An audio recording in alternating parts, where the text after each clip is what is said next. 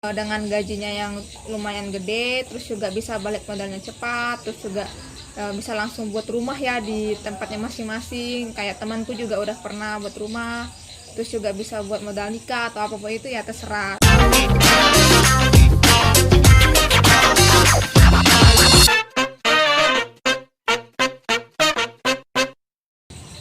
Halo Kak Sam. Kali ini yang nemenin itu adalah aku ya, Lina. Nah, aku kali ini mau membahas tentang dulu aku tuh pernah D1 pelayaran.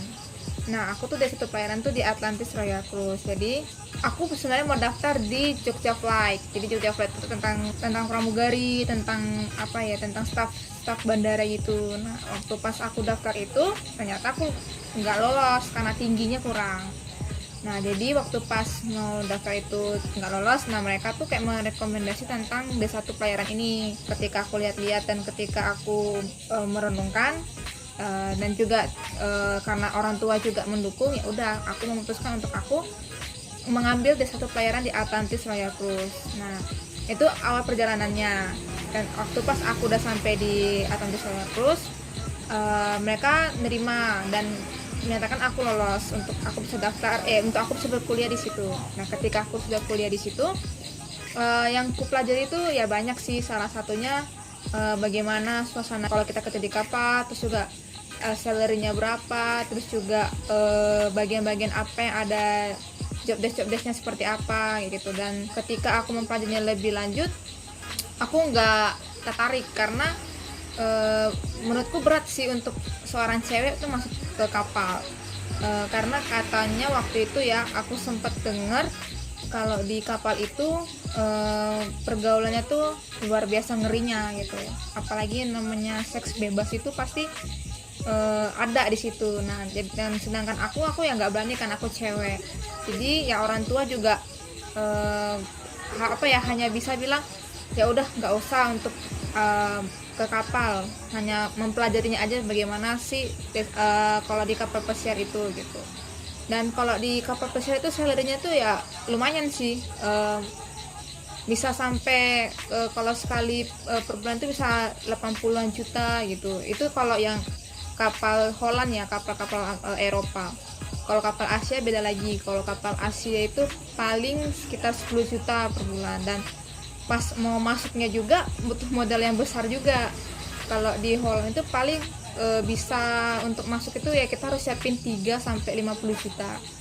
Nah, sedangkan kalau di Asia itu paling 3 sampai 5 juta udah bisa untuk daftar di untuk kita daftar ke agent, dan agentnya yang mendaftarkan kita untuk bisa masuk ke kapal itu.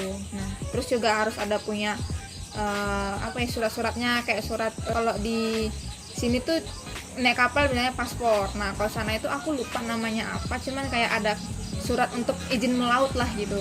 Itu harus ada. Terus juga nanti minimal pernah bekerja selama setahun di hotel, atau enggak juga ada nanti minimal 6 bulan pernah bekerja di luar negeri. Jadi bahasa Inggrisnya juga harus bisa gitu.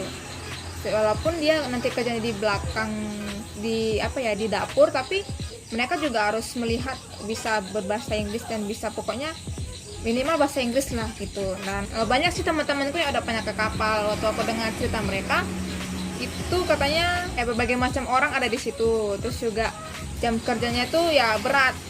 Di sana tuh jam kerja tuh 9 sampai 10 jam di kapal. Belum lagi kalau misalnya ada event, mereka ya mau nggak mau harus ada ya mengorbankan waktu liburnya. Terus juga untuk untuk kita mendarat di darat itu juga lama gitu, 3 bulan sekali gitu mendarat di darat, karena pasti mereka ya ke kapalnya itu yang membutuhkan waktu sekitar 3 bulan kayak gitu. Nah, jadi ya hal-hal seperti itu yang membuat aku juga nggak tertarik sebenarnya di kapal. Tapi kalau teman-teman memang tertarik dengan gajinya yang lumayan gede, terus juga bisa balik modalnya cepat, terus juga bisa langsung buat rumah ya di tempatnya masing-masing. Kayak temanku juga udah pernah buat rumah, terus juga bisa buat modal nikah atau apapun itu ya terserah. Itu teman-teman kalau memang mau silahkan. Tapi ya itu sih tadi aku bilang resikonya apa dan juga untungnya apa sih untuk masuk ke kapal. Tapi kalau misalnya memang pengen ke kapal, aku saranin sih minimal punya pengetahuan dulu ya, setidaknya punya pernah kuliah D1 dulu pelayaran, pelatihan lah ya, pelatihan selama setahun. Jadi teman-teman bisa tahu, dan juga nanti pas di D1 pelayaran itu nanti pasti akan dikasih tahu nih syarat-syaratnya apa, terus juga nanti akan dikasih tahu nih nanti di hotel casual. Nah mereka akan ngasih linknya nih, ini kamu harus ke hotel ini nih casual, supaya menambah wawasanmu tentang dunia perhotelan, dunia table management segala macam gitu. Jadi aku saranin sih untuk bisa D1 dulu. Nah baru nanti ketika nanti selesai, nah pasti nanti mereka dari D1 ini akan memberikan agent yang bisa membawa mereka ke kapal. Nah, kayak aku tuh dulu di Atlantis Ferry Cruise ada linknya, mereka punya orang yang bisa membawa orang ke kapal. Tapi ya itu teman-temanku tadi, kalau aku enggak seperti itu sih. Jadi tergantung masing-masing lah gimana maunya, dan memang kalau tertarik ya silakan, kalau enggak ya sudah. Jadi itu sih pengalaman aku untuk di satu pelayaran.